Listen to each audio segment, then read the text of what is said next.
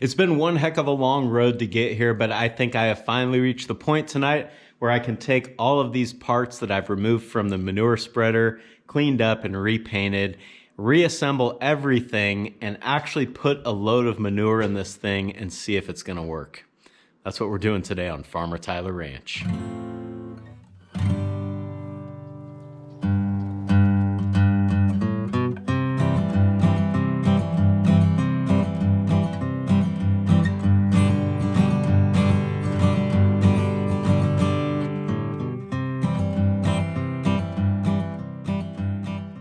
Since you guys last saw this project, I've been able to get this other side completely disassembled, cleaned up, and repainted, and now I just need to put all of this stuff back together. The first step here is the bearings, or what I thought were bearings that turned out to be bushings, that support the sprockets for the bed chain.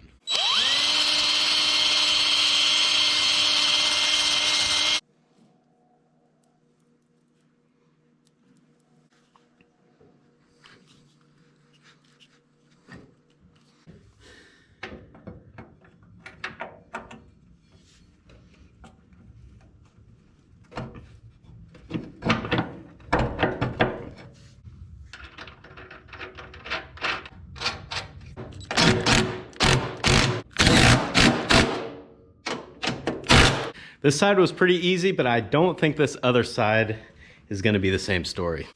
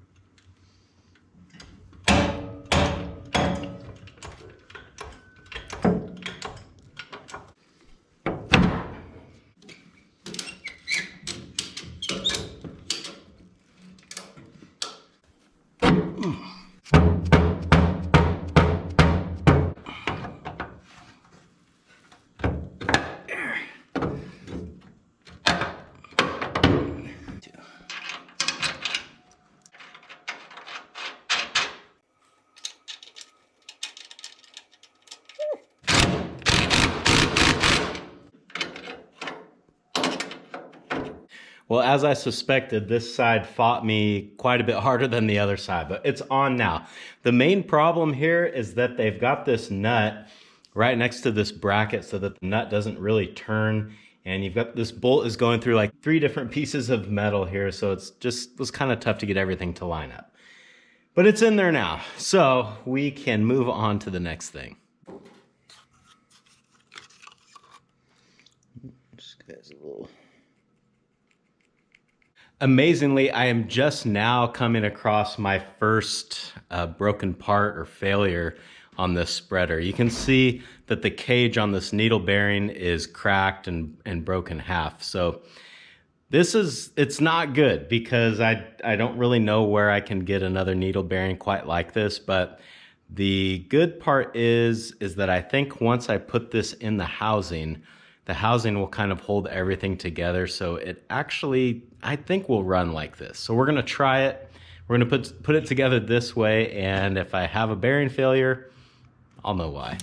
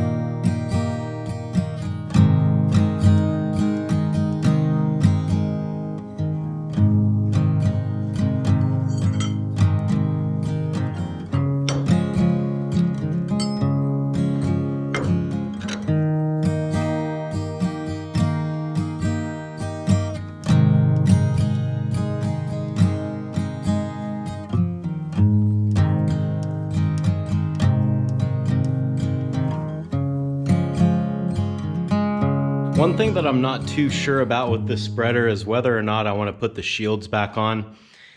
Because this thing was built back in the 40s, it makes me think that the shields are not really for safety reasons, because I think in those days there wasn't a lot of safety stuff that came from the factory.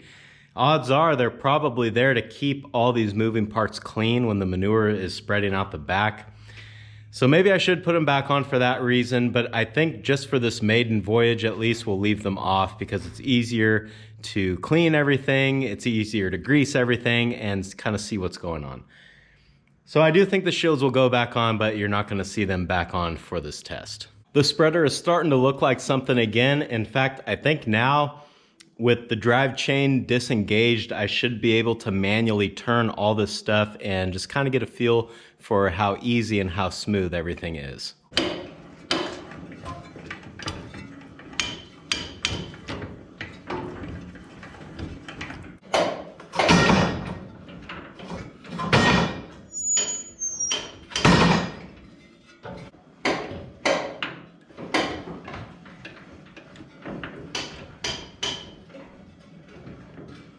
I'm sure that it's not going to translate to camera how much easier this thing is to spin now, but man, it is a night and day difference. When I first backed this spreader into the shop here to start working on it, the only way that I could get any of this stuff to turn was with a 24-inch pipe wrench and quite a bit of effort. Now I can turn this thing by hand. I think we have accomplished the goal here of getting this thing back into field-ready condition. I just need to go around, grease the numerous grease fittings on this thing. I think I counted almost 20, and then we're gonna put this thing to the test. Unfortunately, it's dark outside right now, so we can't test this thing at this very moment, but I think first thing tomorrow morning, we'll get it out in the field, fill it up, and see how it does.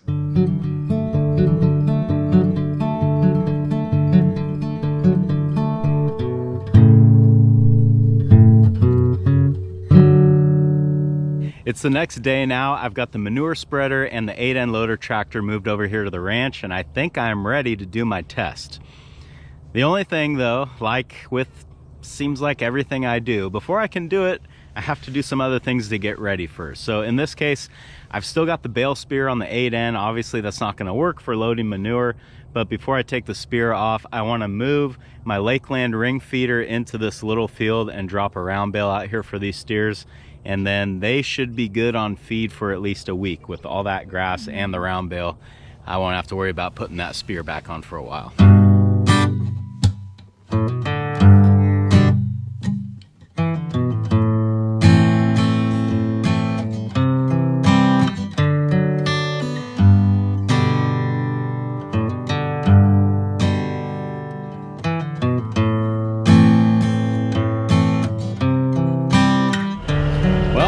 But I think that'll work.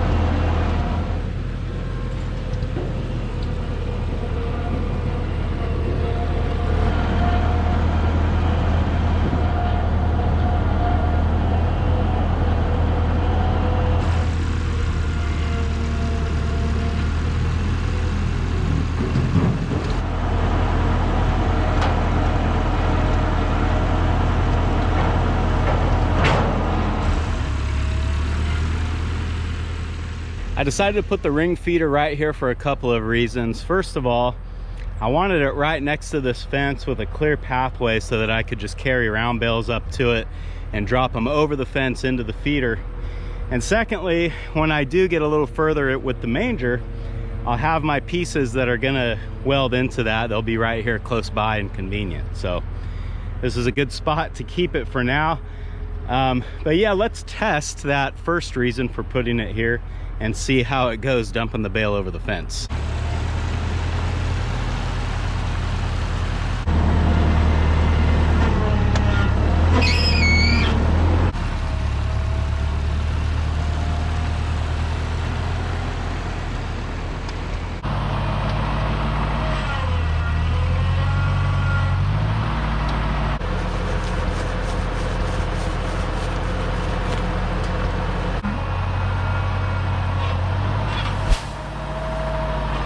well, that looks like it's gonna work. In the last video, when I dropped a bale in here like this, a couple of you warned me that it was pretty dangerous to do it that way and suggested that I set the bale on the ground and then flop the ring feeder on top of it. The problem with that is that this ring feeder is built so heavily. I think it's like 3/32 or 1/8 inch wall throughout. So this Lakeland feeder weighs like 400 or 500 pounds, I want to say. So it's not so easy to just flip it up and move it around. Using it like this, I'm gonna have to drop the bales like you just saw. Once I get the ring feeder split into 3 pieces and it's along this fence line feeder, then I'll be able to just set the bales down on the ground. So now, an hour later, let's do what we actually came here to do.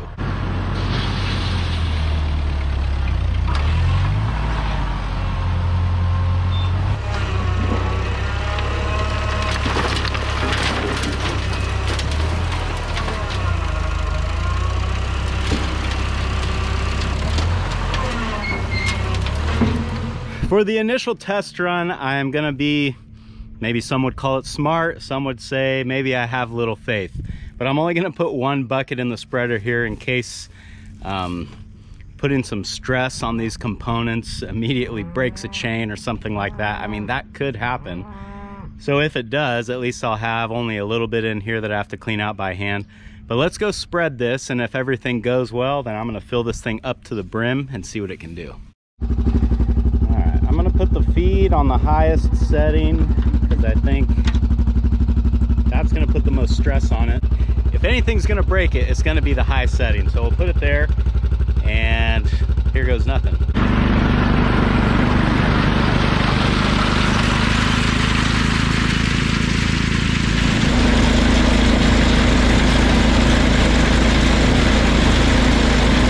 The initial test here shows what I was kind of afraid of. It's really just leaving it in a strip here. I think that might be helped by filling the spreader up all the way. You know, I think this is probably common when that bed is getting low, that the beaters don't grab as much. So on the bright side, nothing broke. I've still got a little bit in there, and I'll go ahead and put the rest of that out. But I think the true test is going to be filling that thing up all the way, and we'll see what it can do then.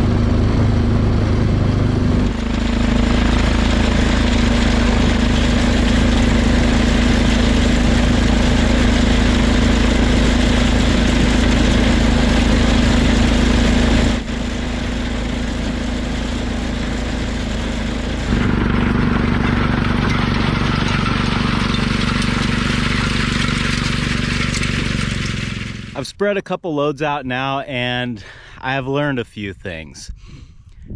The manure is being distributed out of the spreader very much so, it's sort of just dropping it in a line right behind the spreader.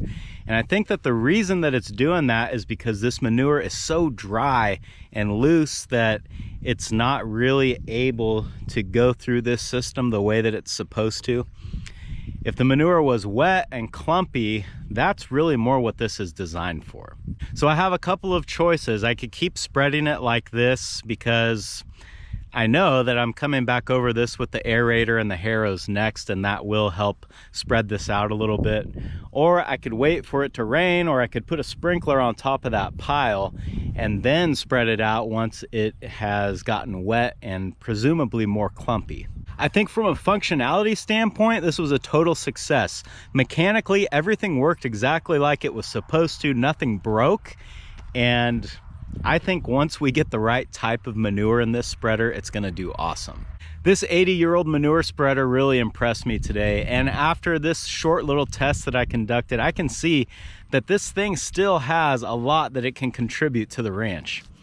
Once I get the right manure in there, get the floor fixed up, and do something about this tow rig, because this is not what I wanted to pull this thing with, I think this is gonna be even better. Thanks for hanging out with me today, guys, and I hope I'll see you again on Farmer Tyler Ranch.